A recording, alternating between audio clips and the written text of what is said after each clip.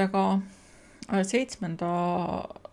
videoloenguni sarjast Kaukaasia eestlaste ajaloost. Selle loengu nimetamisega oli mul tükk tegu, aga lõpuks ta jäi siis näljahäda ja väljarändamise haigus Kaukaasiamaa 1868-1869 Eestimaa kubermangus. See seletab selle sisu kõige paremini. Tänase loengu teemad. Ikaldus Eestimaa kubermangus 1868-1869, kuidas Hiiumaa talupojad jõudis Peterburi, millest tekkis väljarände palavik ja kuidas Peterburg oli nende Eesti talupoegadega hädas. Oleme rääkinud nendest väljarändajatest, kes jõudsid Kaukaasiasse läbi Krimmi ja Samara kubermangu 1860. aastatel ja mõnedest peredest, kes Lääne- ja Arvamaal jõudsid 1868. aastal Kubani oblasti mägedesse ja asutasid seal Purna küla. Siis tänases lööngus pöördume tagasi Eestimaale ja et vaadata, mis on saanud talupoegade väljarändamise liikumisest peale esimeste väljarändajate jõudmist Venemaa lõunaaladele. Väljarändamine Eestist ja Liivimaalt 1864–1868 oli vaibunud. Peamiselt liikusid lõunasse juba varem välja rännanute sugulased ja tuttavad üksikute gruppidena, väikeste gruppidena. Kui 1866–67 aastal hakkasid jõudma Eestisse teated varem välja rännanud Kaukaasias, Krimmist ja Samara kubermangust eestlased talupojad jõudsid Kaukaasiasse ja 1867–1869 aastal Eestimaad tabas suur näljahäda, kus 2 aasta viljasaak ikaldus, järjest 2 aasta viljasaak ikaldus, siis nägid paljud talupojad taas väljapääsu väljarändamises. Ajalehtedes hakati nimetama seda liikumist väljarändamishaiguseks Kaukaasiamaale ja seda pühendati üsna palju leheruumi. Nii selles loengus vaatamegi, mis toimus nendel aastatel, eelkõige Eestimaal ja Peterburis, sellepärast, et kõik suur osa talupoegadest läks kõigepealt Peterburi. Sellepärast on ka selle loengu taustapildiks pilt Peterburi Vassilisaare lähistel asunud sadamast, kus taustaks on üks sild, Kõtškovi sild, mis väidetavalt süttis sigaretist 1870. aastal ja maha põles. Ja peale selle taastamist tehti siis selles sillas suurem avatav osa. Enne ta avanes ainult ühest küljest või ühest otsast. Seda sadamat mainitakse ajalehtedes kui eestlaste peatumispaigana, kes jõudsid siis Peterburi. Otsustasin, et ma ei koorma teid seekord väga suure hulga dokumentide näitamisega. Teen sellest niisuguse üldise ülevaate ja seejuures ma toetun Kadri Toominga artiklile ajaloolise ajakirjas, mis avaldati 2016 ja selle pealkiri on siis Nälg ja ränne 1868–1869 aasta väljarände liikumise Eestimaa kubermangus. Esimene niisugune väljarändamishaiguse kolle tekkis 1868. aasta kevadel suvel Hiiumaal. Eesti Rahvusarhiivis on säilinud 120 talupoja nimel Emmaste vallast palvekiri, millel seisab kuupäev 18. mai 1868, mille nad esitasid Kaukaasia asevalitsejale suurvürst Mihhail Nikolajevitši nimele ja kus nad taotlesid luba Stavropoli kubermangi asumiseks ja selleks riikliku toetuse saamist.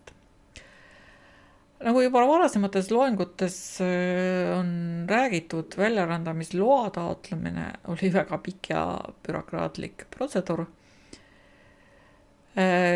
Sõltumata sellest, kuhu see palvekiri oli esitatud, vaadati taotlus läbi kõigepealt siis Siseministeeriumis.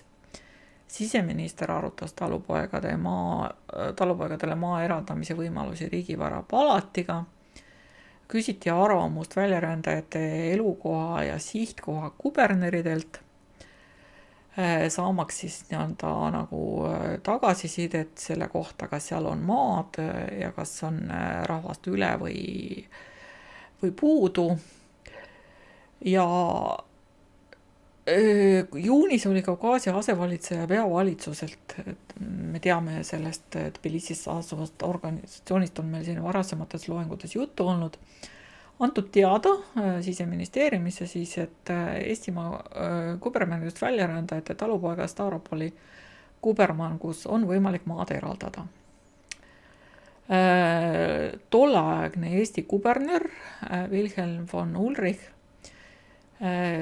kes siis oli kuberner kuni novembrini 1868 ja aastast oli ta 1859. aastast oli ta siis sellel postil, väljarändamist ei toetanud ja oma vastuses siis Siseministeeriumile küll tunnistas, et Eestimaa kubermangus on suur maa puudus ja väga palju maatuid talupoegi, kuid sealsamas ta leidis, et igal talupojal ei peagi maad olema. Veel nägi ta hoopis ohtu, et kui riigi otsus anda talupoegadele luba riigimaale asuda, võib väljarändama ahvatleda suuri talupoegade hulki, sealhulgas ka mitte ainult siis sulaseid ja vabadikke, vaid ka talurentnikke. Talupojad kindlasti teadsid sellest bürokraatlikust protseduurist ja sellepärast nad sel ajal, kui palvekirja alles menetleti, 20. juunil õhtul jõudsid nad Meritsi, Peterburi ja siis oli 158 Emaste ja Aemla valla talupoega. Peterburi ülempolitseimeister korraldas koheselt nende ülekuulamise. Hiiumaa talupojad nimetasid peamise väljarändamise põhjuse mõisate toimunud omavolilise käitumise nendega. Näiteks tõid nad Aemla mõisaomaniku Rudolf von Gereti, kes oli talude kruntimise käigus tõstnud kohtadelt välja 34 vabadiku peret. Nimelt oli ta siis 1866. aasta jaanipäeval teatanud kõigile 34 mõisa vabadiku perele, et nende majade alune maa müüakse koos naabruses asuvate taludega ära. Ja majade äravedu kulu on nende kanda, samuti on nende kanda ka soisemaa kuivendamine, kuhu nad siis pidid ümber asuma. Vabadikud keeldusid ja käisid edutult läbi kõik kohtuastmed Eestimaa ülemaakohtuni välja, kuid tuluta ja kui nad tähtajaks, tähendab siis 1868. aasta maiks ei olnud välja kolinud, laskis Kernet nende majad soldatitele ära lõhkuda ning kohtuprotsessi ajal kogunenud rendivõla sissenõudmiseks vara oksjonile panna. Seda kinnitavad Rahvusarhiivi dokumendid, kus on siis kohtutoimikud põhimõtteliselt. Aemla kaebus vabadiku kohtadelt väljatõstmise kohta Kreisikohus ja siis Aemla apellatsioonikaebus Eestimaa ülemmaa kohtus 1867. aastal. Veel siis seal Peterburis politsei ülemale kurdeti veel rendihinna tõusu ja sõjaväe karistusmajutuse üle. mis asi oli siis sõjaväelaste piirkonda majutamisel oli siis tegelikult 2 ülesannet. Ühelt poolt pidi see ennetama igasuguste rahutuste puhkemist, teiselt poolt võttis talurahvalt nende koormavalt sõjaväe majutuskohustustest, kui talupojad võtsid seda kui karistust, et neile sinna soldatid siis kukile majutati. Seda kinnitab ka Peterburi politsei ülemuse akt, kus siis oli, millele siis 29. juunist 1868, millele viitab siis Kadri Tooming artiklis Nälg ja ränne 1868-1869 aasta väljarände liikumise Eestimaa kuvermann, mille oli avaldatud siis ajakirjas Ajalooline ajakiri. Peterburi jõudnud talupojad pälvisid sealt suurt tähelepanu Peterburis ja üldiselt suurt kaastunnet. Rahvusarhiivi dokumentide järgi peaaegu 2/3 saabunutest olid tegelikult lapsed. Täiskasvanute seas olid ülekaalus naised, sealhulgas lastega lesed ja vallalised lastega tüdrukud. Mehi oli vaid 23. Vaatamata sellele, et kõigil saabunutel oli nõuetekohased plakatipassid, ei lubatud neil pealinna jääda ning saadeti 29. juunil sama laevaga, millega nad tulid koduvalda tagasi. Koju tagasi deporteerimine otsus sellisel viisil võib pidada tegelikult erandlikuks ja suhteliselt heatahtlikuks, sellepärast, et neil lubati koju sõita vabade inimestena, mitte vangitapis või siis, nagu me oleme siin juba käsitlenud, tapiga. Tagasi saadetavate hiidlaste pandi politsei valitsus kaasa teele veel ka vajaliku toidu, mille maksumus küll hiljem nende koduvallast sisse nõuti ja hädaliste vahel jaotati ära eraviisiliselt korjandusest laekunud 474 rubla. Üldiselt korraldati tapiga tagasisaatmist vaid passiga pealinnas saabunud, passita, see tähendab, et pealinna saabunud talupoegade suhtes mõnikord harva ka passi omamatele, kuid siiski rahata talupoegade tagasisaatmiseks koduvalda. See hiidlaste Peterburis viibimine ja tagasisaatmine sellisel viisil leidis väga palju kajastamist nii Balti, Saksa kui Eesti ajalehtedes. Ajalehed muidugi taunisid väljarändajaid, kuid see ainult valas õli tulle ja 1868. aasta lõpus levis seesama väljarändamishaiguse pisik juba Harjumaale ja Virumaale ja sealt juba omakorda 1869. aastal ka Järvamaale. Ka seal talupojad vormistasid plakatipassid Kaukaasiasse, olid veendunud, et riik viib nad kohale, annab tasuta maa ja aitab ka majapidamise sisseseadmisel.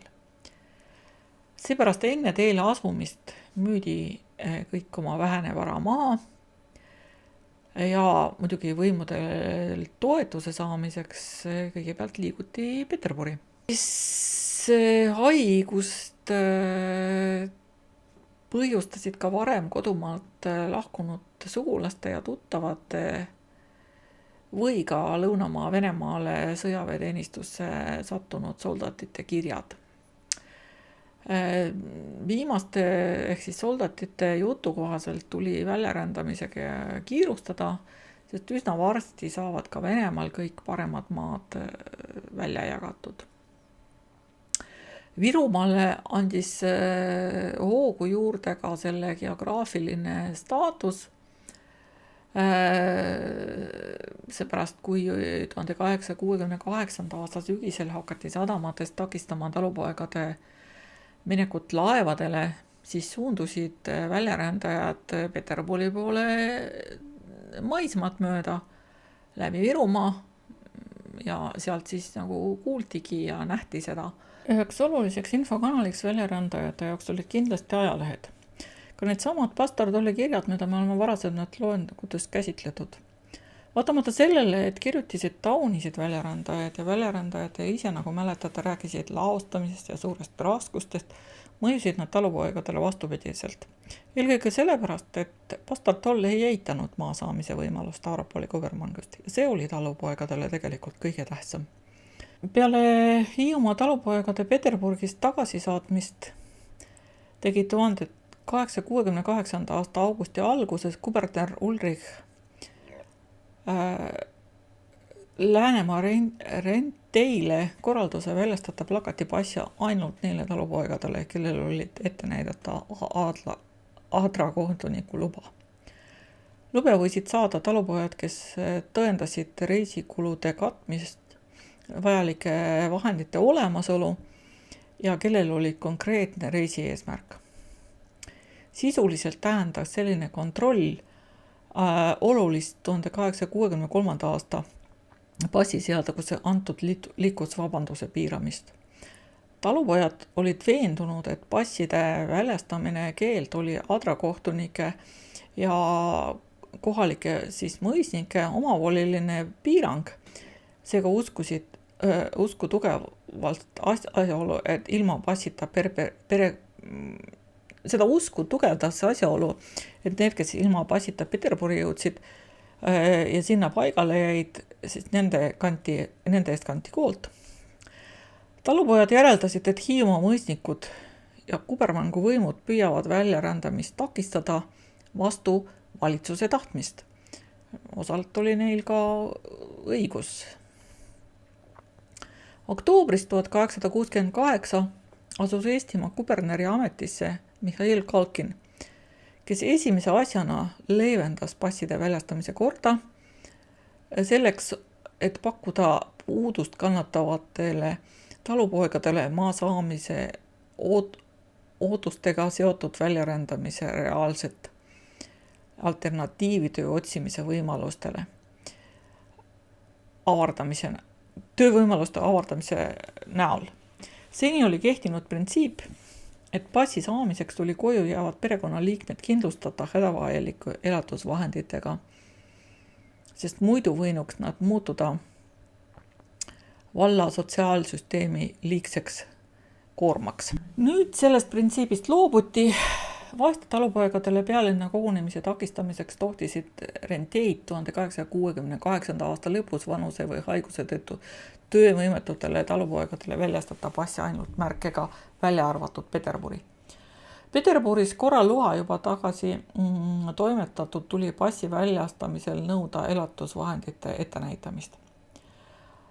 16. veebruaril 1869 Eestimaa kuberner Kalkin lasi Eestimaa kubermangu teatajas enda nimel, mis oli kooskõlastatud Balti kuberneriga, avaldada teadande vene, saksa ja eesti keeles Kaukaasiasse ümber asuda soovijatele, hoiatades neid, et kes lähed Peterburi eesmärgiga saada sealt edasi Kaukaasiasse, saadetakse tagasi. Selle teate peale Peterburi võimud pahandasid väga tugevalt Eestimaa kuberneri Kalkiniga, sest nad lugesid, et see mõjus talupoegadele tegelikult hoopiski vastupidi ja hoogustas väljarännet veelgi. Eestlaste rohkearvulise rände pidurdamiseks palusid Peterburi võimud Eestimaa ja Liivimaa kuberneri abinõud tarvitusele võtta, mitte anda välja plakatpasse kogu perele, aga neile, kellel pole sõiduraha, pidada kinni vankritel väljarändajaid veel enne, kui nad jõuavad Narva ja mitte lubada talupoegi Riiast Peterburi suunduvate laevadele. Seejärel keelas kuberner Kalkin plakatpasside väljaandmise mitmele isikute kategooriatele, mis ka langevad nagu kokku sellega, mida Peterburi võimud palusid. Näiteks Peterburis tööle asuda soovijate peredele, sest seda kasutati ettekäändeks Lõuna-Venemaale edasi rennata, vanadele ja puudega talupoegadele ning nende naistele, täisealiste pojata lesknaistele, alaealistele, pimedatele ja vigastele, soldatite ja negrutite naistele. Samuti avaldas Kalkin 17. mail 1868 kogukondade suunatud eestikeelse ringkirja, kus ta muuhulgas soovitas mitte teele tormata, vaid rahulikult enne kõik vajalikud dokumendid korda ajada. Kubermangus levisid igasugused kuulujutud. Neil olid oma kaasusaajad, kes üritasid kergeusklikke talupoega sellegi vähese raha ära võtta, pakkudes olematuid teeneid. Selliseid aferiste leidus nii kodumaal kui Peterburis, ehk kunagi jõuame rääkida ka ühest paruniproovast, kellel sellisel moel talupoegi aitas. Olid ka agitaatorid, kes talupoegi aitasid ja nõu andsid. Hilumaa talupoegade abilisena kerkib esile üks Vaemla valla Hallika külast pärit erusoldat Siim Pakko, sündinud 1815. aastal ja 1836. aastal negrutiks võetud. Sõjaväkke võtmise ajal ta küll lugeda ja kirjutada ei osanud, polnud tal ka mingisugust käsitööoskust. Vaiko elas sel ajal Peterburis ja pole teada, kus ja kuidas temaga kokku saadi ja nõu peeti, kuid Vaiko kuuldust pärineb hiidlaste teadmine, et valitsus toetab Kaukaasias väljarändajaid ja kõik, mis Peterburi jõuavad, asutatakse riigi kulul Kaukaasiasse. Vaiko motiivid allikatest ei selgu.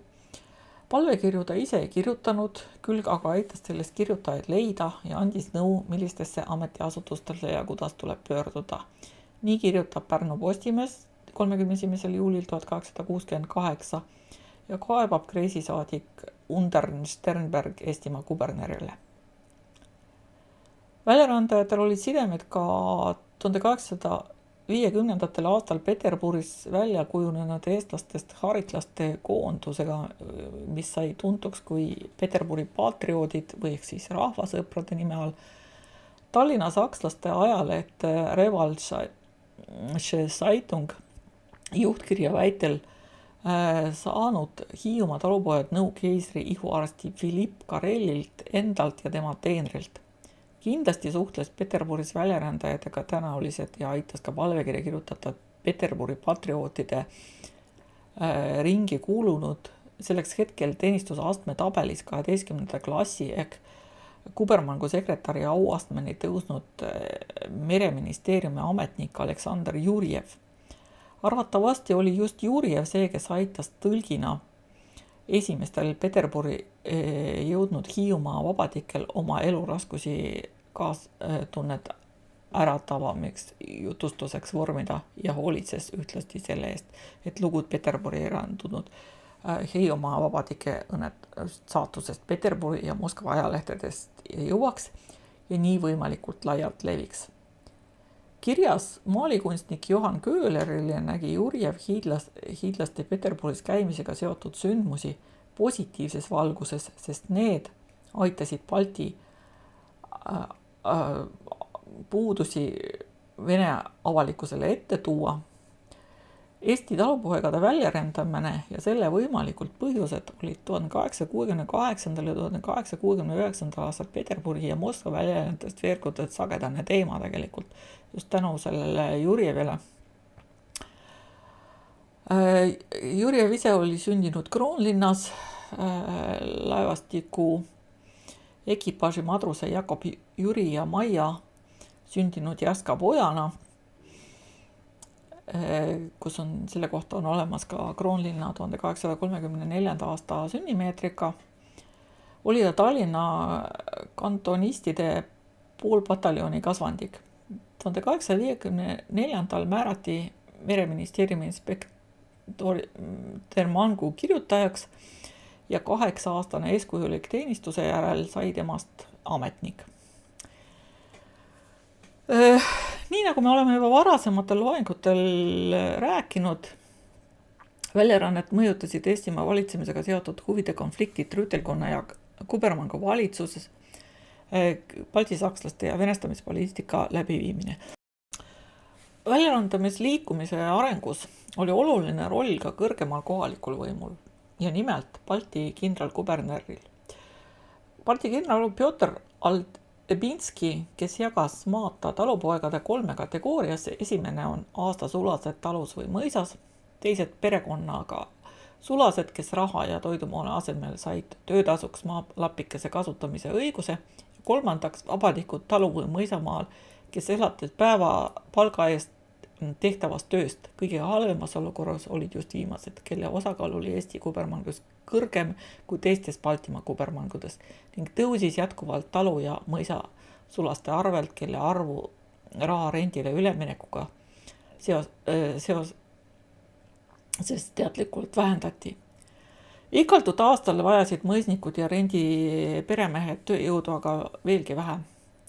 Elatusallikata jäävad talupojad pidas Albinski otstarbekas asustada ümber impeeriumi nendesse piirkondadesse, kust neile rakendust leitakse. Nii taotleski kindralkuberner juba alates 1860 aasta augustist Siseministeeriumi erakorralise abinõuna Läänemaa, eriti just Hiiumaa, hädas olevate talupoegade Venemaa sisekubermangudesse asustamist. Kindralkuberner ei hinnanud seda meedet hoopiski mitte järeleandmiste talupoegade nõudmistele ja protestidele, vaid lausa vastupidi. Tema arvates oli tegemist vahendiga, mis võimaldas sündimuse juhtimist kindlalt võimu käest hoida.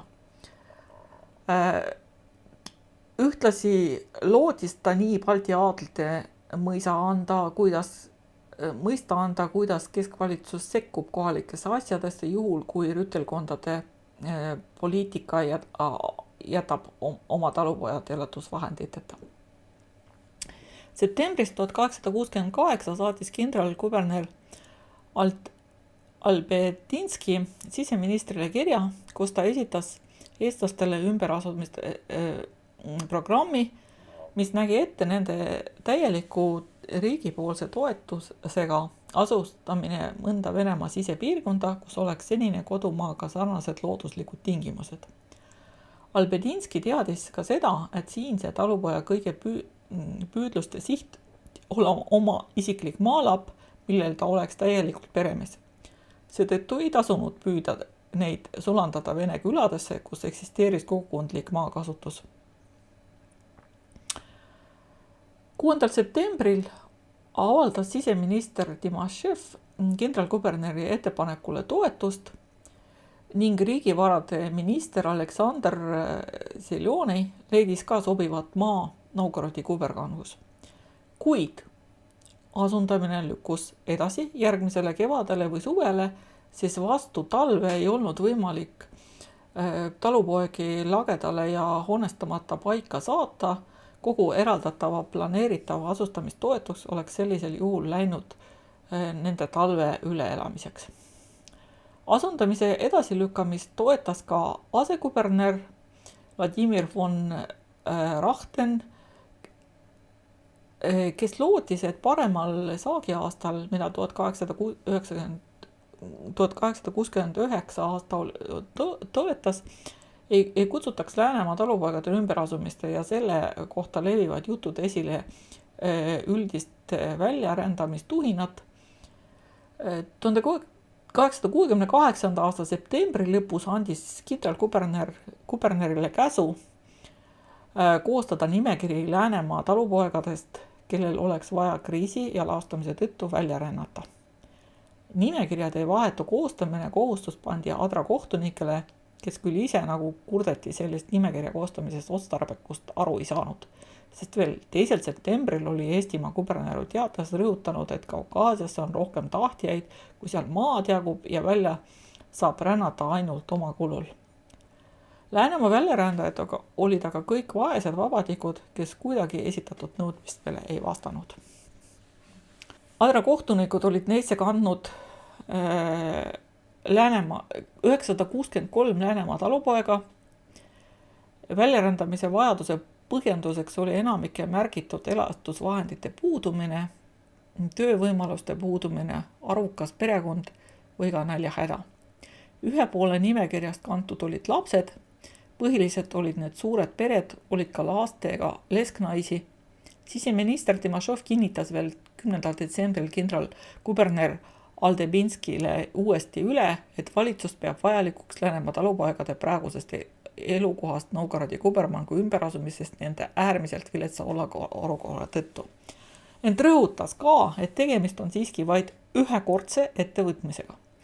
Igasuguste väärtõlgenduste ja väljarändamispuhangu vältimiseks otsustati talupoegad teele saatmise seniseks veel edasi lükata, kuni Balti kubermangu vallavalitsused on kätte saanud teadanded, milles kogu väljarändamise korraldus veel kord üksipulgi lahti seletatakse. Teadandes rõhutati, et kusagile rändamiseks peab igal talupojal tingimata olema nii pass kui ka teel oleku ajaks vajaliku elatisvahendid. Kindral kuberner laskis veel lisada, et vabalt saab välja rännata ainult Siberisse, Amurimaale, Orenburgi või Samara kubermangu, lootes, et sellise märkuse peale võiksid osa väljarända soovijad oma kavatsustest loobuda, sest nemad tahtsid ju Kaukaasiasse, mitte Siberisse. 1869. aasta kevadel aga enam ümberasustamisprojektist asja ei saanud. Esimesed märgid sellest, et väljarändamispalavik arvatavasti on ilma Aldebinskita suure plaanita vaibuvat, ilmesid juba 1860. aasta septembris. Nii näiteks oli Eestimaa kuberner oma 2. septembri siseministrile saadetud kirjas veendunud, et need 120 algset palvekirja Kaukaasiasse asumisest andnud talupoega olid valdavalt endale äraelamisvõimaluse kas kubermangu valitsuse abiga või iseseisvalt juba leidnud. Ja väljarändamisvajadust seetõttu on ära langenud. Suurem osa nendest, 66 inimest, sealhulgas 9 meest ja 14 naist ja 34 last, oli võetud tööle Kreenholmi manufaktuuri, 17 inimest, 3 meest, 3 naist ja 11 last, aga leidnud töö Tallinnas. Aga oli ka teistsuguseid näiteid. Nii esitasid 1868. aasta novembrikuus Peterburis viibivad perepead siseministeeriumile taas palvekirja Kaukaasiasse ümberasemises, kusjuures mõned neist olid juba varem Peterburis suurt korras koju tagasi saadetud. Nagu selgub, siseminister Timaševi konfidentsiaalsest kirjast Albedinskile loobus keisri valitsus Albedinski plaani toetamisest juba 1868. aasta detsembris. Ministrite komitee arutelul oli leitud, et talupojad on loomult kergemeelselt ja alluvad kuulujuttude suurepärastest viljakatvatest maadest. Rõhutati ka riiklike toetuste asundamise negatiivseid kogemusi Amurimaal ja Kubani oblastis. See ei olnud seotud eestlastega, vaid üleüldse. Veel kardeti, et plaaniga kaasnes talupoegade uued massilised kogunemised pealinna, mida peeti äärmiselt ebasobivateks. Võimalik, et selle arvamuse kujunemisel oli oma osa ka Balti aadli lobitööl, kes pelgas tööjõu äravoolu. Ent piisav põhjus võis olla ka pärisorjuse kaotamine Venemaal, mis oli suurendanud Vene talupoegade liikumisvabadust ja tegi keskvalitsuse ärevaks.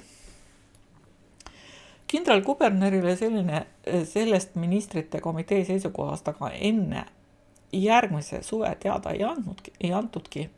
Ja veel 1869. aasta kevadel olid nimekirjadesse kantud saatus jätkuvalt ebaselge. 1869. aasta 17. mail said kõik Eestimaa kubermangu vallavalitsused kubernerilt eestikeelse kirja, milles rõhutati, et talupojad, kes on oma nimed välja rännata soovijate nimekirja pannud, ei ruttaks oma vara müüma, nagu kiputi tegema. Samas manitseti vallavalitsusi, et need oma hädaliste eest jätkuvalt hoolt kannaks, sest keegi polnud neid ju vallakogukonna nimekirjast kustutanud. 28. mail 1869. aastal rõõmustas Albedinski oma konfidentsiaalses kirjas siseminister Timaševile, et 10. märtsil ilmusid siseministri positiivselt mõju avaldanud kuulutused, siseministri kuulutused ka plakatpasside võtmise arv on vähenenud, 9. detsembrist 1868 kuni 1. märtsini 1869 vormistati kubermangus keskmiselt 876 passi kuus, järgmise 2 kuu jooksul juba aga ainult 529. Rahulikumat meeleolu kubermangus pidi lihtsustama nimekirjadesse kandnud ümberasundamist, mida Albedinski jätkuvalt läbi viia püüdis, üritades oma plaani toetuseks kasutusele võtta mitte päris tõesed argumendidki.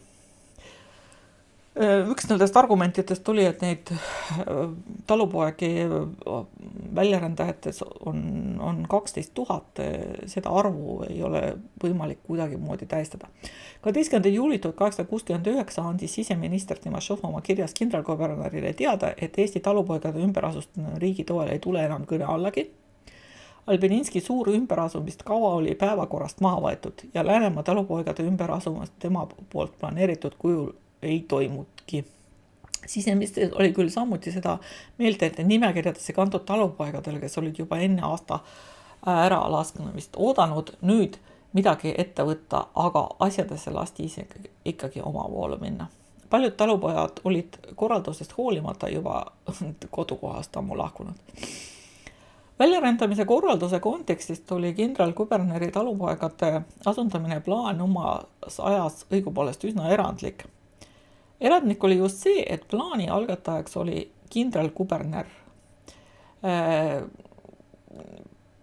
Balti kindralkuberner. Tema plaan alustada Eestimaa talupojad Novgorodi kubermangu realiseerus küll üsna moonutatud kujul lõpuks. Sinna asutati Eesti talupojad Peterburist, nende asustamise läks aga väga vaevarikkalt. See oli siis niimoodi, et pealinnast viivivate talupoegade probleemi lahendamiseks astuti Venemaa riigivõimude tasandil ja tsaari heakskiidul erakorralisi samme.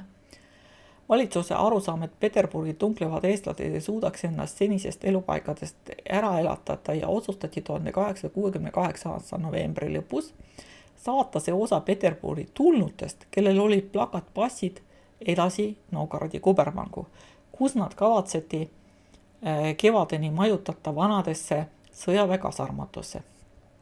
Novembri lõpus eraldati nende kulude katteks esialgu 15 000 rubla, see pidi kuluma rongipiletiteks, esialgseks toitlustamiseks, aga samuti hobuste ja saanide ostmiseks, et ümberasustatavad saaksid talvel metsatöödest elatuda. Koos hiljem täiendavalt eraldatud summadega määrati Baltikumi talupoegade, kellest enamus olid eestlased, Novgorodi kubermangu asundamiseks 28 300 rubla. Võib järeldada, et Läänemaa talupoegade asundamiseks eraldatud ressursid paigutati Peterburi ära saadetud talupoegade asundamisele tegelikult. Ajamehemaikud 1868 detsembri keskpaigast kuni 1869 aasta jaanuarini, siis kuu aja jooksul, saadeti 2 partiina Novgorodi kubermangu kokku 333 eestlast. Üle poole neist olid pärit Läänemaalt, ülejäänud Virumaalt ja Harjumaalt. Asundamisprogrammi edukaks kahandas muuhulgas tõsiasi, et neist suri kohe pärast Novgorodi kubermangu jõudmist 108 hinge, seega ligi kolmandik. Eriti suur oli laste suremus. Eestimaa kubermangu talupoega asundati Novgorodi maakonda koos 16 muu piirkonna talupoegadega. Asendada oli mõeldud küll eestlasi, kuid politsei nimekirjas oli vigu, mistõttu oli Novgorodi kubermangu saadetud ka mitmed Suwałki ja Kaunase kubermangu talupojad. Veel 1868 aastal oli Novgorodi kubermangu semstvos välja töötatud eestlaste asundamise kava. Eestlaste 2 asustamise aastaks vabastati asunikelt negruti kohustuseks. Esimeseks 3 aastaks oli nad ka maksudest vabastatud, järgmine 3 aastat pidid neid maksma pooles mahus. Eestlaste asundamine sel moel oli tavatu ja erakorraline lahendus, mille kinnitas ministrite komitee ja kiitis 19. detsembril 1869 heaks tsaar isiklikult. Siin on nüüd see dokument, mis näitab Novgorodi kubermangu siis saadetute kohta. Siin on kirjas, et see kindralkuberner siis Riiast saadab Eestimaa kubernerile järgmise kirja, kus ta ütleb, et nendest Peterburi jõudnud 330 inimesest, mis nii-öelda mõlemast soost ja kaasa arvatud siis väikseid lapsi, olid saadetud Novgorodi kubermangu kroonumaadele, kuid sellest nimekirjast on 108 inimest, mis on siis nimekirjas A, surid epideemiast kas enne välja edasisaatmist või siis juba koha peal Novgorodis ja 83 ei soovinud, need on siis teises nimekirjas, kes ei soovinud asuda, nad nõudsid, et nad peaksid olema ikkagi asustatud Kaukaasias või Astrahani kubermangus, kuid seda ei olnud neil lubatud ja nad olid siis välja saadetud mujale. Et need on välja saadetud TAPiga erinevatesse kohtadesse elamiseks politsei järelevalve alla ja 140 inimest siis on, kaasa arvatud siis lapsed ja vastsündinud, on siis asustatud Novgorodi kubermangusse. Et see on siis dokument, mis kinnitab seda, mida lisaks on siin mainitud, et Novgorodi on siis asustatud ümber 82 meeshinge ja 76 naishinge ja siin on siis ka loetletud juba eelpool mainitud soodustused, mille nad said. Ja siis need nimekirjad, siin on siis surnute nimekiri, siis nimekiri, mis siis koos passidega, kes siis on ilmselt Eestis välja antud passide kohta andmed, see nimekiri ja see oli, siin on natuke aru, palju siin oli siis 40 peret ja siis on siin veel nimekirjad eraldi, kus on siis ka vastavalt sellele nimekirjale siis 50 peret. Novgorodi kubermangu semstvo esimees Nikolai Katšalov suhtus uustulnukatesse abumisse väga hästi, sest see pidi kaasa aitama tühjade maade ülesharimisele ja leevendama piirkonnas levinud tööjõupuudust. Eestlaste asundamine ei läinud aga kergelt. Kõigepealt nõudis vaeva nende jääma veenmine ja seejärel tuli nad asustada vastavalt igaühe soovile, kas gruppidena või peredena. Asunike hulk jäi oluliselt väiksemaks, kui kubermangu oleks oodanud.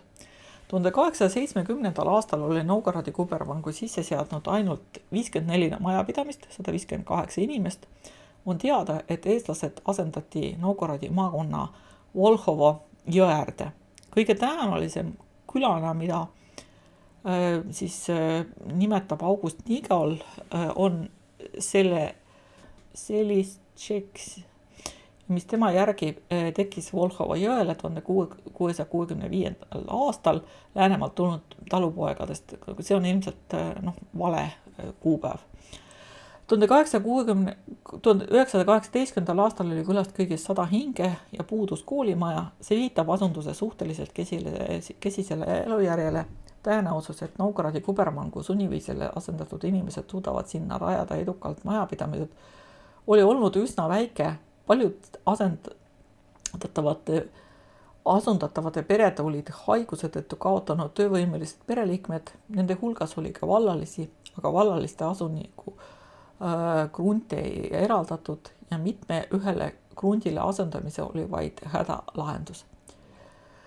Novgorodi viibinutest 83 nõudsid jätkuvalt võimalust saada maad Kaukaasias või siis Samara või Astrahani kubermangus. Seega oli vastuhakkamine tsaari korralduselega, nii saadeti need 83 administratiivkorras politsei järelevalvel sundasumisele Põhja-Venemaale Arkhangelski, Vologda-Vjatka või Permi kubermangudesse.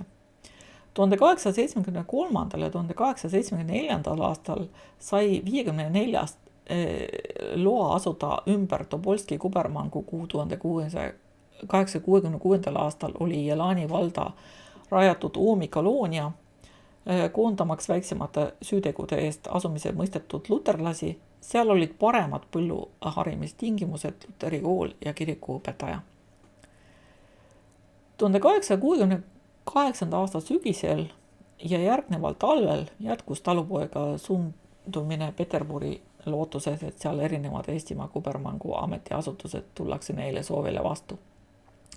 Perioodil 1868 aasta sügiselt kuni järgmise aasta kevadeni ulatus nende hulk hinnanguliselt paari tuhande talupojani. Tuleb aga arvestada, et mitmes sundkorras koduvalda tagasi saadetud talupoegad on uuesti teele läinud, uuesti Peterburi tõlijatena loendatud ja nende inimeste koguarv, kes pealinnas käisid, on mõnevõrra väiksem. Korraga võis ajutiselt Peterburis viibida kuni 600 Eestimaa kubermangu talupoega. Enamasti oli see arv väiksem. Pealinna saabus väljarändamiseks riigi toetust nõutama ka Kuramaa talupoegi, kes tahtsid maapuuduse ja viljahinna tõusu põhjusel asuda Samara kubermangu. Nii kujunes pealinna saabunud talupoegadest, keda kõigi teada kohaselt oli siiski kõige enam Eestimaa kubermangudest. Pealinna administratsioonile ja siseministeeriumile tõsine ja krooniline probleem, mis vajas kiires lahendamust. Siseministri seisukohast oli väljarändaja katkematu vool Peterburi peamine väljarändajatega seotud probleem. Muret ei tekitanud isegi mitte tulijate suur hulk, vaid see, et nad jäidki pealinna ja vajasid seal kohapeal abi. Eestimaa talupoegadel polnud kindlalt reisisihti ega kinnitutest, et keegi neile kusagil oleks nõus maad eraldama. Neil polnud enamasti ka elatusvahendid. Siseminister ei pidanud vangitapi parimaks väljarändajate tagasisaatmise lahenduseks ka juhul, kui neil polnud passi. Tagasisaatmise otstarbekam viis tuli igal juhul eraldi otsustada. Oluline ei olnud mitte karistamine, vaid see, et vaesed ülalpidamisvahendite talupojad saadetaks tagasi koduvalda, kelle ülesandeks vallaliikmete sotsiaalhooldekanne oli. Igati püütida vältida plakatpassidega väljarändamistaotlusi sisse andma tulnute vangitapis tagasisaatmist, kuid neid, kelle polnud raha pealinnas elamiseks ega koju tagasi sõitmiseks, saadeti tapiga ikkagi. Peterburi politseivalitsus oli aga sageli ülekuulamisprotokollides teada, et kui juba perega tuldi, oli kogu vara likvideeritud ja kodu, kuhu neil tagasi saata, tegelikult enam ei olnudki.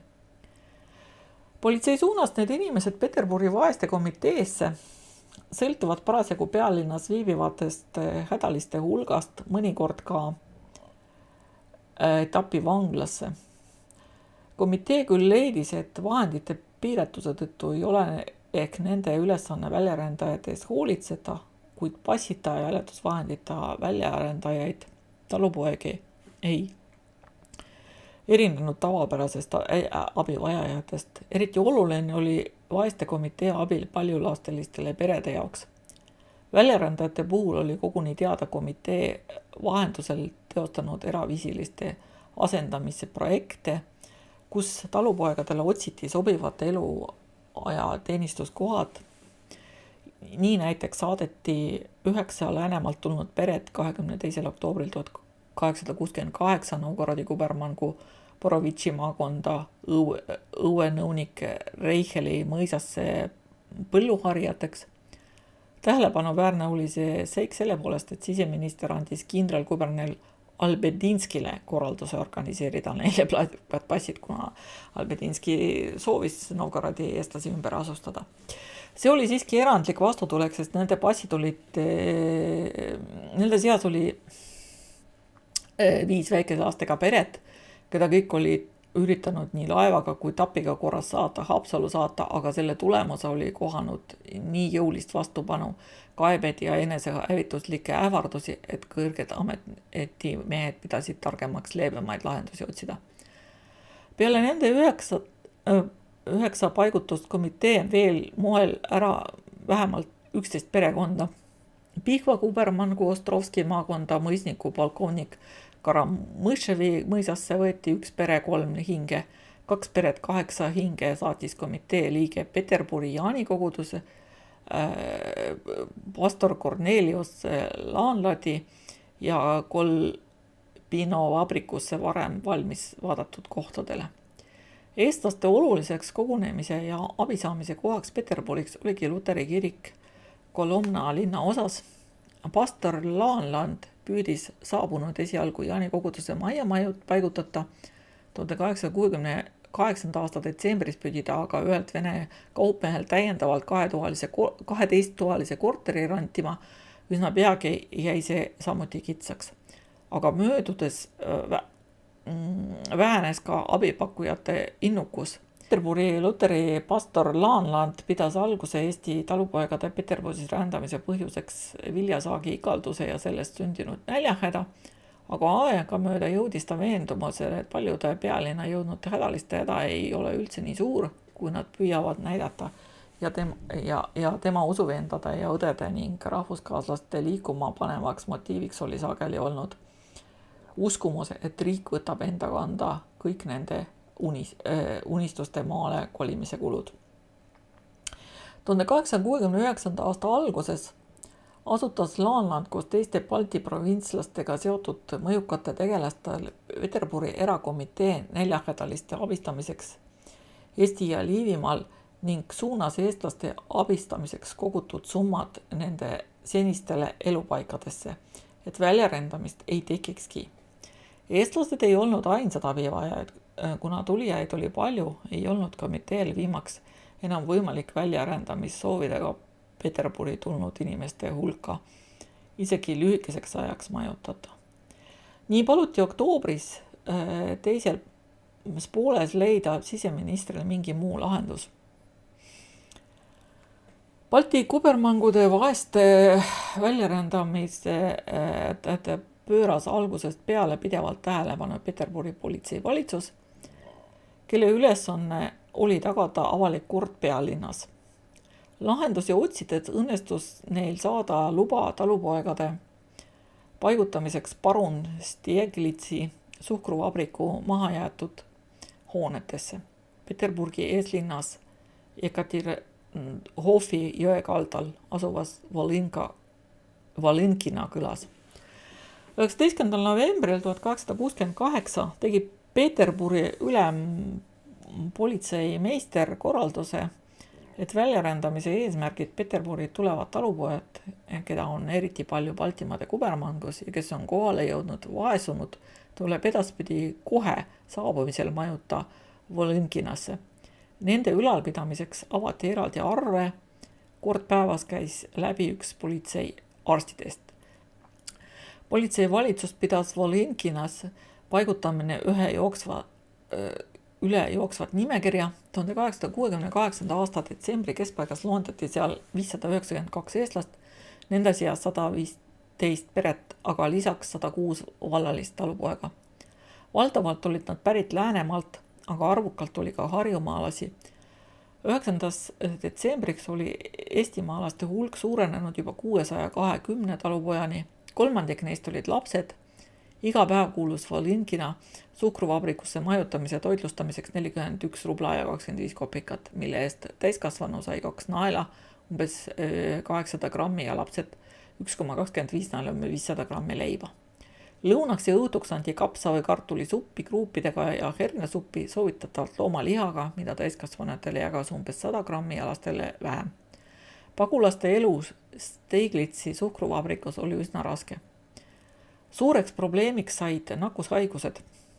Aruannetes märgitakse, et eestlased ei olnud harjunud Peterburi kliima ega veega. Sellele lisandusid viletsad majutustingimused, mis mõjusid soodsat tühjuse tekkuse levikule. Peaaegu kõigil oli kurnav kõhu lahtises, haigestuti ka rõugetesse ja sarlakitesse. Suhkruvabrikust oli saanud suur nakkuskolle. Surnute hulka kinnitab ka Jaani koguduse pastor Laanland, kes oli 1869 aasta algusest 21. veebruarni matnud 236 väljarändajat, 1869 aasta lõpuks oli aga registreeritud 573 surma. Võrdluseks saab tuua 1870 aasta Peetri Jaani koguduse surmameetrika, mille kannete arv jäi juba alla 300. 1869. jaanuaris ähvardas Peterburi ülempolitseimeistri kindral leitnant Fjodor Trepovi hinnangul epideemia oht juba kogu linna.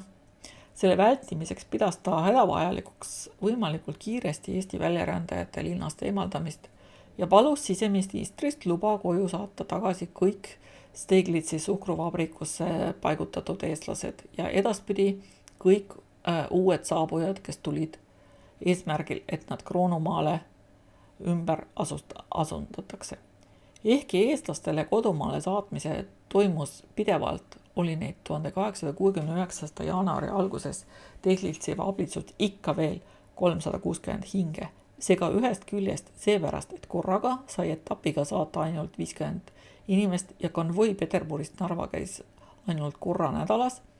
Erakorralised lahendused, nagu veebruaris etapivangide peainspektori organiseeritud eraldi voor 350 talupoja, kellest 40% olid lapsed, sõjaväelise konvoi saatel oli riigile kulukad.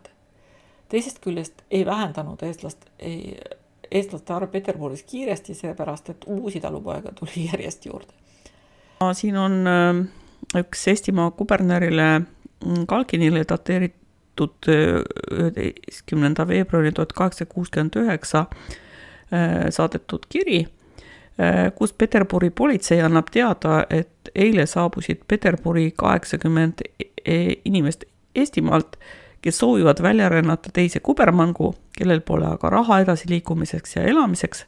Vastavalt siseministri korraldusele saatis ta nad samal päeval samade voorimeestega tagasi, pannes siis nendele kõrvale siis 2 linnavalvurit saateks. Uuesti hakati Peterburis rõhutama vajadust takistada väljarändajaid juba lähtekohast. Rahvusarhiivis on mitu toimikut Peterburi politsei poolt kinni peetud ja tagasi saadetud eestlaste kohta, kes olid soovinud Kafkaasiasse välja rännata. Siin on nüüd üks telegramm. Telegrammidest me räägime veel järgmine kord pikemalt, mis on saadetud siis Peterburist Revelisse ehk Tallinnasse 12. veebruaril 1869, kus antakse teada, et ministri korralduseks saadetakse 350 eestlast kodumaale. Saatekonvois on 15 sõdurit ja ohvitser. Kirjeldatud on ka marsruuti, lõunasöögi ja ööbimiskohtadi, siin on Tursamäe, Jõhvi, Rakvere, Jõelähtme. Etapp väljub 17. veebruaril ja jõuab Tallinna 21. veebruaril, kus nad võimaluse korral tuleb majutada tapihoonesse, kust neid siis peab politsei üle võtma. Selle väljasaatmise kohta on olemas ka aruanne, mis on saadetud siis Baltimaa kindralkubernerile, kuberneri poolt ja siis, kus on öeldud, et 14. veebruaril on 350 eestlast Peterburist välja saadetud ja need, kes sinna veel on jäänud, need siis edaspidi saadetakse järgmisel nädalal väikeste partiidena ka. See jätkub siis kirjavahetusega politseiülema kiri 23. veebruarist 1869 siis Eestimaa kubernerile, kus ta ütleb, et alles jäänud 112 inimest on plaanis saata ka välja, kuid Eile saabus veel 5 peret ehk siis 18 inimest, aga neid korraga välja saata ei saa, sellepärast et valdav osa nendest on haiged või siis on nende väiksed lapsed haiged, kelle juures nad siis asuvad, et neid saadetakse siis välja edaspidi ja need edaspidi hakatakse saatma välja 25 inimese kaupa. Siin on näide ühest dokumendist, mille nimetus on Nööri raamat, mis on antud välja Kreisi komissaarile selleks, et ta kirjutaks üles kõik toidumoonale tehtud kulud 96 eestlase saatmisest Jõhvist Tallinna. Need olid need eestlased, kes saadeti välja juba enne Peterburi Kubermangu piiri. Ja siis detsembris 1868 anti sellele komissaarile siis välja 50 rubla, mida ta on kinnitanud ja edasi iga päeva kohta on kulud üles kirjutatud, siit on nagu näha, 9. detsembril on siis kirjas, et ta 102 inimese peale kulutatud 4 rubla 22 kopikat, 10. siis detsembril sama 102 inimese peale on makstud 4 rubla 50 kopikat. Ja iga päeva kohta on siis selle kinnitused siin ristikestega või siis allkirjadega siis nendelt inimestest, kes siis on selle toidumoona või siis raha kätte saanud. Ja need on siis kõik iga päeva kohta, seni kuni nad jõudsid siis Revelisse ehk siis Tallinnasse. Ja 18. detsembril on siis tehtud kokkuvõte, komissar on saanud Tallinna Kubermangu kantseleist 17 rubla 60 kopikat siis talongide alusel, 20 rubla on saanud läbisõiduraha, see on see raha, mis maksti postiteel sõitmise eest, arvutati välja verstade ja hobuste arvu järgi ja selleks olid eraldi ette nähtud tariifid. Ja 50 rubla oli ta juba varem saanud, seega kokku on siis 87,60. Ja lõpetuseks ma valisin kaks dokumenti veidi hilisemast ajast, siis 1873.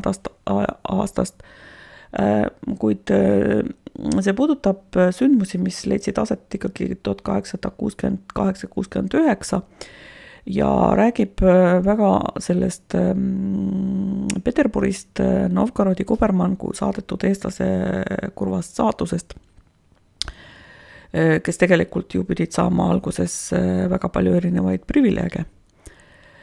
Siin siis Balti kindralkuberneri kiri Eestimaa kubernerile, kus on öeldud, et just see, millest oli nagu varem juttu juba 1868. aastal Peterburis võimudele vastuhakkamise eest, siis Vologda, Arhangelski, Permi ja Vätka Kubermangusse politsei järelevalve all saadetud 85 eestlase hulgas on üks naine, kelle nimi on Ann Lemberg ja kes oli siis ka nende väljasaadetute hulgas. Ja nüüd siis Arhangelski kuberner annab teada siseministrile, et Ann abiellus seal Arhangelski kubermangus pataljoni reamehe Jaan Kibaliga, kes nüüd läheb erru ja soovib minna kodumaale Liivimaa kubermangu ja palub lubada naisel temaga koos minna. Ja kuberner on sellega nõus, kuna on ka korralikult ennast ülal pidanud ja ei pea vajalikuks, et temal Liivimaal oleks vaja politsei järelevalvet. Ja siis sellele on lisatud siin edasi ka juba siis Eestimaa kuberneri Šahovskoi nõusolek sellele, et ta võib lahkuda koos mehega. Nii et selline siis teadanne. Ja viimane dokument on adresseeritud Virumaa adrakohtunikule, kus siis antakse teada, et üks selle tema piirkonna elanik Mai Tommel, kes oli siis Peterburis 1869 välja saadetud või suunatud kõigepealt Novgorodi kubermangu ja sealt siis saadetud Arhangelski kubermangu edasi, on surnud. Siin on üks kiri kindralkubernerile, Balti kindralkubernerile, kus öeldakse, et Harju maakonnast 13 perekonda, 41 hinge tahavad minna Peterburi ja neil on olemas kõik vajalik selleks, et neil on olemas plakatipassid ja kuigi palju raha, et pole ühtegi alust, millega saaks neid takistada väljarändamist. Ajalehed väga palju kajastasid neid väljarändamissündmusi ja tegelikult olid osaliselt ka ajendiks, mis tõukas talupoegi seda sammu ette võtma. Ja vaatamegi nüüd siis need ajalehe artiklid või need väljavõtted, mis puudutavad väljarändamist üle, kuna neid on palju tõesti ja nende sirvimine seal Tigaris vanade ajalehtede hulgas võtaks toodult palju aega, siis kasutame Andres Aule tehtud tööd, kus ta on siis välja võtnud nendest ajalehtedest vajalikud lõigud, avaldanud need oma veebis, see on siis leitav 1867 sõnumit vanadest ajalehtedest Põhja-Kaukaasia alt, te need leiate. Kellel suurem huvi võib ise neid lugeda täpsemalt, mina käin ainult väga põgusalt ja peatun ainult nendel kohtadel, kus on midagi uut, võrreldes sellega, millest me oleme juba täna rääkinud. Kõik need samad sündmused leiavad tegelikult kajastamist ajalehtedes, sellepärast neile pikemalt ei peatu. Ja alustame siis esimesest artiklist, mis ilmus siis 10. juulil 1868 Pärnu Postimehes. Ja siin siis räägitakse sellest, et 25. jaanikuu päeval jõudis Vassili saarele Nikolai silla juurde eestlaste laev, kus on siis 158 hinge Hiiumaalt, kelle hulgas oli siis väga palju lapsi. Ühel lesel olevat olnud 10 alaealist last. Ja siis siin kirjutatakse ka sellest, et peterburlased avaldasid neile kaastunnet, annetasid raha, leiba, kala, liha, siis ja isegi vanu riideid. Ja siit kirjutatakse ka sellest, et nad saadeti tagasi ja lisaks sellele tagasi, kuni selgub, kas Stavropolis, et saavad Stavropoli asuda. Ja sama päeva Eesti Postimees samal päeval siis 10. juulil kirjutab samast sündmusest, lisades, kui palju raha neile siis annetati ja siis veel sellest kirjutab ka, et nad küll saadeti tagasi, aga Tallinna kuberner on saanud käsu neid ülal pidada seni, kuni siis nagu selgumiseni ja see siis tähendab tegelikult isegi 2-3 kuud, nii et selline ootamatu abi riigilt ajalehe arvates. Eesti Postimees 17. juulil 1868 kirjutab taas jälle Hiiu väljarändajatest ja mida siis kõik hiidlased said Peterburist, siin on neid väga ära loetletud, et nad said sealt kogutud rahasummad ja on siis need 474 rubla ja kusjuures nad 200 pidid maksma siis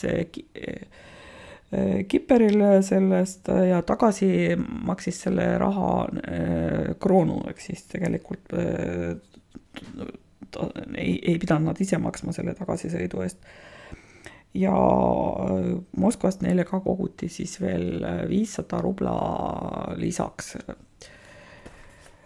Siis edasi on 24. juulil 1868 jätkatakse, Pärnu Postimees jätkab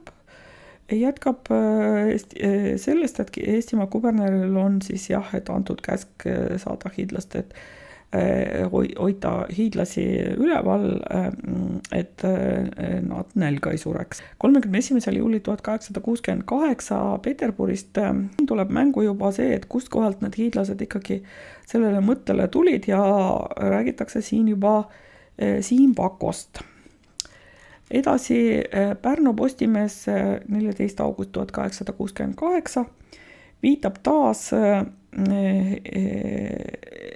sellele, et Hiiu rahva rääkisid, et Hiiu rahvas rääkis Peterburis politseile, et vaemla parun neid lahti lasi ja nendel pole kuskil olla, siis tegelikult nende hulgas ei olevat olnudki neid inimesi, keda parun lahti lasi. Ja siin hakatakse juba neid taunima, sellel laeval olid ainult unistajad ja tuuletallajad.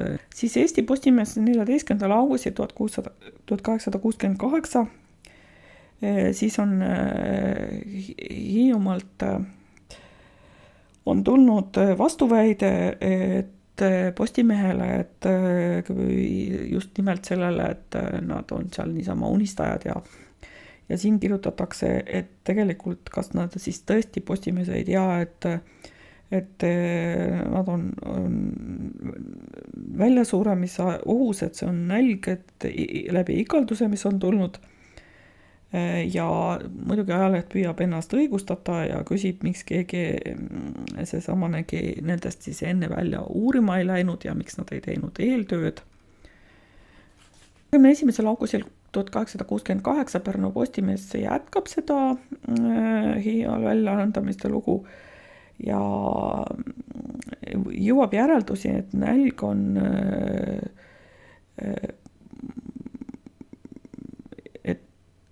põhjuseks ja küll, aga otsib ka väga palju poliitilisi põhjuseid siin taga taustab. Taunib levivat kuulujuttu, et Kroonu aitab omal kuluga sinna jõuda ja asuda, et kus kohalt see vale küll tuleb. See oli see põhisõnum siin jälle sellel pikal artiklil, mis on sellele pühendatud. Ja siis Eesti Postimees 21. augustil 1868 kirjutab, et osad on taas seekord Tallinna kaudu nüüd siis läbi maantee uuesti nii-öelda Peterburi jõudnud ja küsitakse siis, et mida nad seal nagu mõtlevad, et kust nende siis ülalpidamised Stavropolis peaks nagu tulema. Siis 11. septembri 1868 Eesti Postimees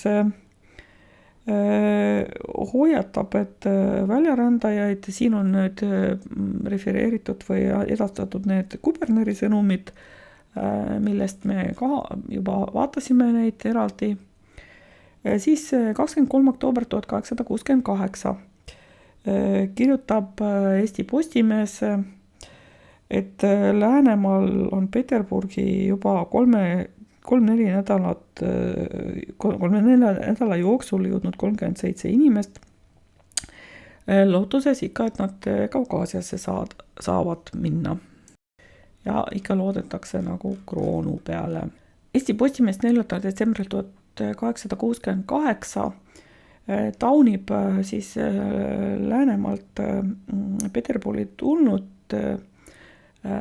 peresid, ütleb, et kellel on nii kõht kui pea mõlemad tühjad ja siis on siit nagu väidetud juba ligi 500 peret on siis Haapsalu ümbrusest Peterburi jõudnud novembri ja siis tulnud korraga 200 hinge juurde veel, nii vanurid, lapsed ja Jaani kirik on siis nendega seal hädas, nende majutamisega.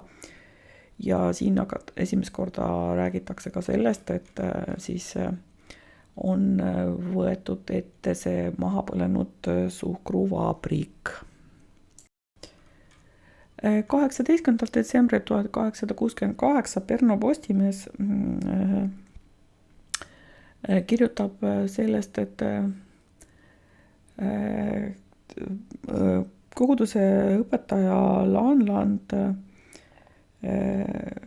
kes tänitab mõtlematut väljarändamist Kaukaasiasse minevat, enne kõik peaks olema ette valmistatud, enne kui midagi sellist ette võetakse.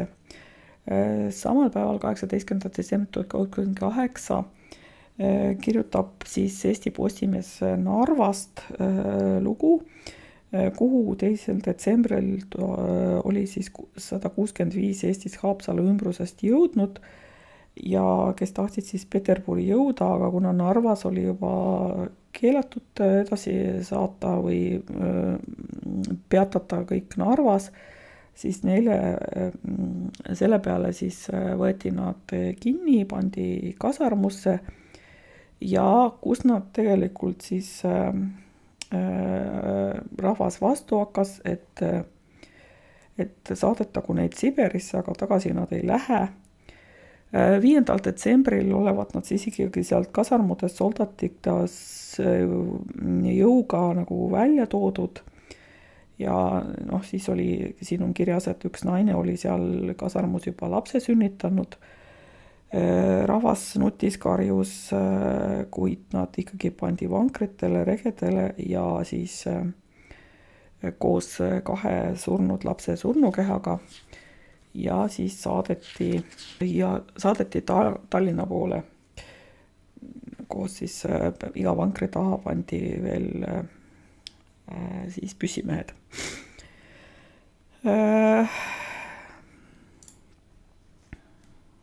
Samas lehes veel meenutatakse hiidlasi ja räägitakse suhkruvabrikus elavatest eestlastest, et neile on siis annetatud Moskvast saadetud rahaannetusi.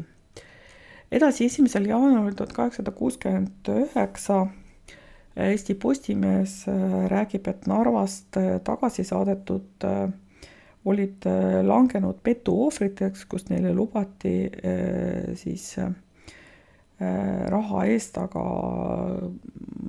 abi, aga kadus lubaja koos rahaga.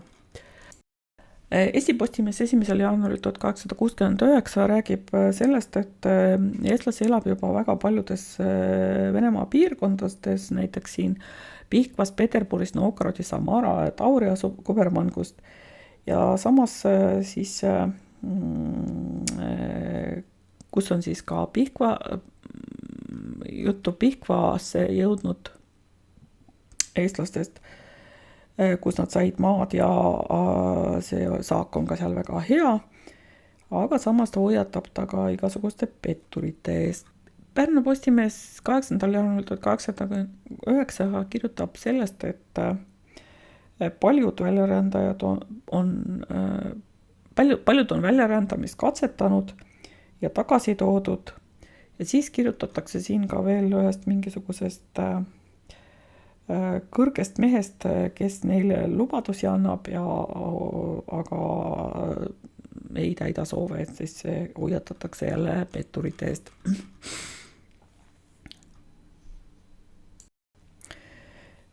–15. jaanuaril 1869 loodetakse, et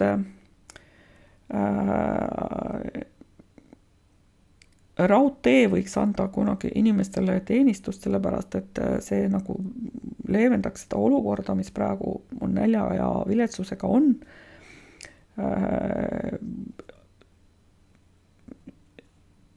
Et praegu on selle väljarändamine väga hull, eks ole, et tee peal naised sünnitavad ja vanurid ja lapsed surevad. Et siin on toodud väga dramaatiline lugu sellest, kuidas üks noor naine pannud lapsed kaltsudesse kelgu peale ja astunud ise ette ja vana emme takka lükkama, nemad minna Kaukaasia maale. Siis ka sellest, et ühes kõrsis oli väljarändaja töömaja pidanud ja surnud üks vanem naine ära, teised jätnud ta sinna ja ise edasi nagu läinud, et sellised tegeliku kõrtsi omanik ise selle matmisega. Siis 5. veebruaril 1869 on ka üks lugu siis juba Paidemaalt, Järvamaalt, kus siis üks naine müünud talvel 3 head lehma. Kui tema käest siis küsiti, et miks ta seda talvel teeb, siis ta öelnud, et meie läheme siit Kaukaasiasse ja seepärast müüme kõik ära ja kui talle käest ikkagi püüdi talle midagi vastu rääkida, siis ta ikka ütles, et meie läheme Kaukaasiasse. Siis 12. veebruaril 1869 on nüüd lugu sellest, kuidas Hiiumaalt siis välja rännanud ja ka Singasse jõudnud Pakspuu ja Jõgismani tulnud kirjad nagu antakse ajalehes edasi, et siis 9, mis räägib siis sellest 9 pere teekonnast Kaukaasiasse, et kroonu abile nad ei ole saanud ja neil 350 versta enne Stavropoli sai neil raha täitsa otsa ja nad pidid siis kerjamise teel edasi nii-öelda nagu jõudma, kusjuures ja nad tegelikult Stavropolis või seal kerjavad praegu isegi edasi, sellepärast et tööd talvel leida ei ole. Ja paluvad veel sugulastel siis, mis on varast veel jäänud, maha müüa ja neile raha saata. Siis 19. veebruaril 1869 kirjutab siis Eesti Postimees, et väljaränne Palevik pole veel Tallinnamaalt Liivimaale tulnud, kuigi ta juba mainib, et siin üks Jaan Pilistverest on juba selle Järvamaalt selle nakkuse või pisiku kätte saanud ja juba vaatab Peterburi poole. Nii et see oli algus. Ja väljarändamishaigus on siis edasi, siin kirjutatakse, et väljarändamishaigus on, see on Alutagusel ja Virumaal võimu võtmast. Eesti Postimees 5. märtsil 1869 teatab, et 21. veebruaril Peterburist Tallinna saadetud väljarändajatest 11 inimeste peal surid. Siin edasi on siis samas artiklis kirjutab keegi Jõhvist, et vaesed läksid välja vaestana, aga tulid veel 10 korda vaestamana tagasi. Kodumaal peavad nad kerjama ja paljud müüvad poole hinnaga oma loomi.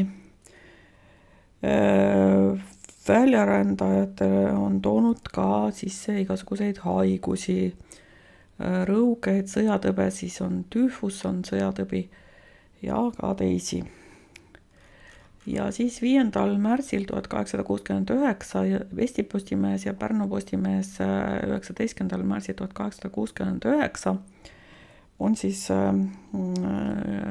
edastatud siis Peterburi õpetaja Laanmani kaudu siis kiri, mis oli saadetud Stavropolist pastor Tolli poolt siis Peterburi, kus siis Laanman annab teada, et ta palub hoiatada kõiki Peterburis olevaid, et edasi teekond on üliraske. Et mõned pered näiteks selle aasta alguses olid juba mõned pered ja siis tulid veel 16 peret tema juurde, aga need olid nagu läbi teinud väga pika tee, sellepärast et nad tulid kõigepealt Peterburi, sealt olid läinud Moskvasse, sealt Kiievisse, sealt Odessasse, sealt üle mere siis Krimmi ja Krimmis siis alles jõudnud Stavropoli tema juurde, et nad on teinud oma tee palju pikemaks.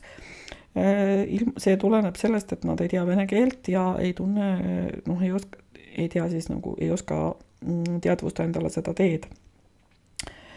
Et nad kohale jõudes nad juhatati Kasinka külla, aga siis tuli sealt teada, et kubernerilt, et enam ei lubata, et maad enam ei ole ja juurde nagu ei lubata panna.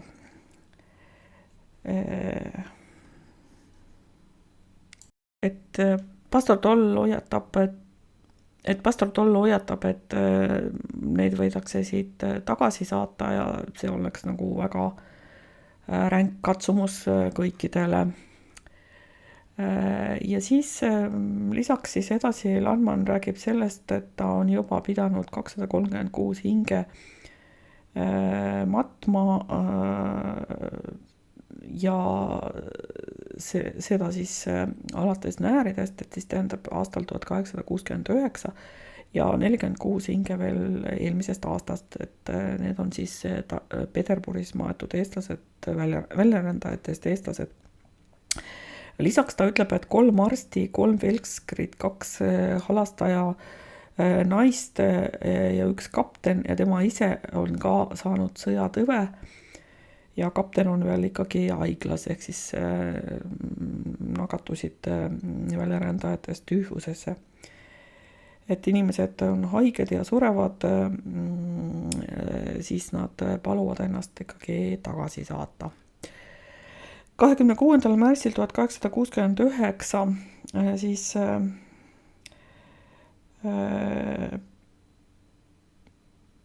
avaldatakse õpetaja Landmannile väljarändajaid aitamise eest tunnustust ja siis räägitakse sellest, et kui palju summasid on kogutud raha selleks, et tegelikult igalt poolt selleks, et nad nagu ei hoida ära seda väljarändamist. 21. mail 1869 Eesti Postimees kirjutab Riiast tulnud Pärnu maakonnast välja rännanud pere kohta, kelle 3 last surid Riias ja kaugemale nad ei jõudnud ja tagasi tulles tuli nii-öelda kirjamise teel jõuda tagasi. Edasi siis on 11. juunil 1869 kirjutab Eesti Postimees, et hiidlastelt, et kus üks siis antakse teada, et kui hiidlastest on nii palju ajalehtedes juttu, siis võib tekkida mulje, et nad on kõik seal välja rännanud, siis tegelikult see ei vasta tõele. Samas ta tõdeb, et väljarändamise haigus pole Hiiumaal ka üle läinud ja käib ikka neid õhutajaid, kes paneb rahvale pähe sihukest mõte, et nemad ei näe muud kui seesamanegi Kaukaasia maale. 9. juulil 1869 siis tekib üks väljarändajate laager Läksmäe mäele Lasnamäel ja see on niisugune omapärane nähtus, kus siis parun Stenberg andnud 300 rubla, et nad võiks tööd leida ja selline selle laagri siin kirjutatakse mitmes lehes ja siis öeldakse ka sellest, et nad, kui siis oli see aina suurenes, et 30. juunil oli seal 203 inimest, siis 3. juulil oli juba 295 inimest ja kellest 217 olevat passiga olnud ja neid nagu on justkui vastu võetud kuhugi, ka siis sinna laagrisse ja teised on siis ilma passita. ja 6. augustil siis juba on see kogukond seal muutunud 366 inimeseliseks grupiks. Ajaleht on võtnud nende suhtes väga niisuguse tõrjuva seisukoha, sellepärast ütleb, et kui Tallinna Zeitung nimetab neid väljarändajateks, siis nemad nimetavad neid lihtsalt hulkuriteks, kes tahavad ilma vaevata ja tööta nagu elada. Ja sellest 366 inimesest 102 on Liivimaalt, kellel on küll passid olemas, aga 243 on sellised, kelle pole midagi ette näidata. See nimetab neid lausa kaabakateks ja laiskvorstideks, ehk siis väga tõrjuvalt suhtutakse neisse. 20. augustil 1869 on siis jutt sellest, et 19. juulil 150 ilma passita inimest saadeti soldatitega oma kodukohta tagasi. Samas see lootus, et kroonu neile sinna laeva saadab ja ilma rahata nad kusagile ümber asustab, see veel pole nagu kuidagi see uskumus või pimesi uskumus veel kadunud aga samas on kirjutatud ka selles, et selles laagris on tekkinud haigused, sinna on tekkinud selline uus kurguhaigus nagu grupp, ja siis on ka surnud ja tühvus on seal ja siis on kirjutatud, et ainult 17. juulil 38 haiget on haiglasse viidud.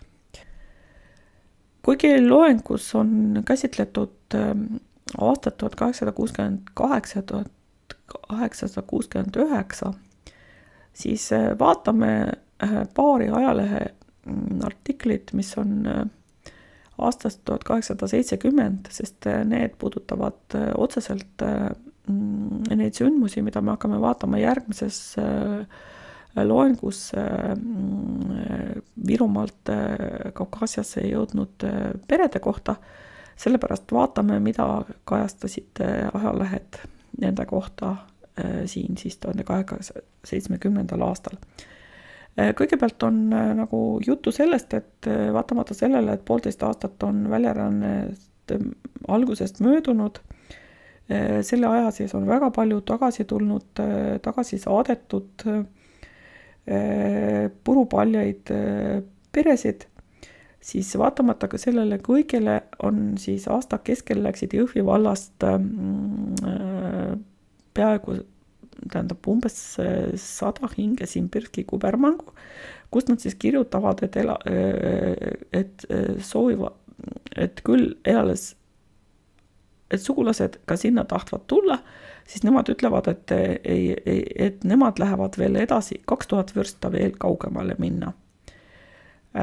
Selline on siis sõnum nende käest. Ja siis edasi räägitakse sellest, et viimasel pühapäeval siis Jõhvi turul oli väga palju rahvast, nii palju pole kunagi olnud. Vankrite peal nutsid väiksed lapsed, siis olid seal ka mehed, kes võtsid siis kõrsis viimased klaasid jumalaga jätmiseks. Ja neid inimesi oli siis tema arvestuse järgi umbes 400 ja vähemalt 200 neist olid Jõhvi kihelkonnast ja kes siis laulusaatel teele asusid peale lõunat. Ja siin on nagu öeldud, et nende hulgas oli siis mõnisada rubla kaasas aga kõik nad ei olnud üldsegi nii väga vaesed, et tema teab täpselt, et olevat ühel olnud 1800 rubla kukrus aga mis teda siis rändama viis, sellest ta nagu aru ei saa. Siis ta väidetavalt on siis kohti, kus väljarändad soovitakse terve vallana ja siis ta nagu siin kirjutab sellest, et no isakud nüüd küll kuskile ei lähe, sest et isaku iisaku rahvas on saanud päris rendile ja nemad ei mõtle väljarändamise peale mitte. Aga 5. augustil 1870 samast siis Virumaalt kirjutab tõenäoliselt seesama kirjasaatja, et Jõhvi poolt on väga palju rahvast Venemaale läinud ja see, mida ta siin lootis eelmises kirjutises, et iisakust see ei puuduta, siis see osutus ka valeks, sellepärast et ka nemad ei olnud oma kohtadega rahul ja soovisid ka Venemaale minna. Üks perekond küll 5 hinge oli tagasi tulnud ja rääkinud hädast ja viletsusest ja millest ta nagu elada ei tahtnud. Kuid teda paljud ei uskunud üldse, sellepärast et öeldi, et ta ei olegi kusagil käinud, et ta lihtsalt raha eest osteti sellist juttu rääkima. Selline on siis ülevaade nendest ajalehtedest. Kordan, kes tahab, see võib ise need täpsemalt üle lugeda. Tuleb tõdeda, et Eesti talupoegadel oli 1860. viimased aastad väga rasked, eriti puudutab see Läänemaad ja Hiiumaad, kuid ka Harjumaal, mis oli tingitud eelkõige 1867. ja 1868. aasta viljasaagi igaldusest. Väljapääsu otsiti võimalusel ümberasumises Kaukaasiasse Stavropoli kubermangu, lootes, et keisririik annab neile seal maa ja toetab ka ümberasumist. Selle lootusega öeldi kohad üles, müüdi oma kariloomad ja vähene vara ja sõideti Peterburi. Lootuses, et sealt neid toimetatakse kroonu kulul neile eraldatud maale. Võimud ühelt poolt koostasid nimekirju, aga samas ei olnud neil plaanis Eesti talupoega ümber asustada. Täpsemalt seda soovisid keskvõimu esindajad, näiteks Balti kindralkuberner Albedinski, aga selle vastu olid kindlasti Saksa parunid, kes kartsid töökätest ilma jääda. Ja igatahes ei toiminud see ümberasumine kuidagi. Tuhanded Eesti talupojad siiski jõudsid Peterburi ja jäid sinna lõksu, sest neil polnud raha edasi liikuda ja ei olnud ka vajalikke dokumente, et nad saaksid edasi ise liikuda, sest nad ju kõik olid lootnud kroonu toele ja nende rahakest jätkus siis ainult selleks, et jõuda Peterburi. Samas nad ei osanud ka kusagile liikuda. Paljud lõpuks saadeti Eestimaale tapiga tagasi. Väike osa siiski said võimaluse, kas siis võimaluse või saadeti siis Novgorodi kubermangu. Nende saatus oli ka kurb. Tänu ajalehtedele me teame, mida nende talupoegadest Eestis arvati, kuid ajalehed tekitasid niigi keerulises seisundis olevat talupoegadel segadust veel juurde. Nad küll taunisid väljarändamist, aga samas nad kirjutasid ka korjandustest saadud summadest, mida talupojad said ja varem väljarännanud talupojad kinnitasid, et nad ikkagi on saanud Kaukaasias kõige tähtsama, mida talupojad soovisid, maa. Vaatamata Peterburis kohanud raskustele ja tagasi saatmisele ei olnud pastor Tolli sõnul 1868. aasta sügisest saadik ühtegi kuud, mil uusi eestlasi nii grupiti kui üksikult ei oleks Kaukaasiasse jõudnud. Nad peatusid esialgu Stavropolis tema juures, kuid kohalikud võimud juhatasid nad siis edasi Astikülla ehk siis Kasingasse. Juba Kaukaasiasse jõudnud talupoega reeglina tagasi ei saadetud. Täpsemalt nende käekäigust räägime juba siis järgmisel loengul.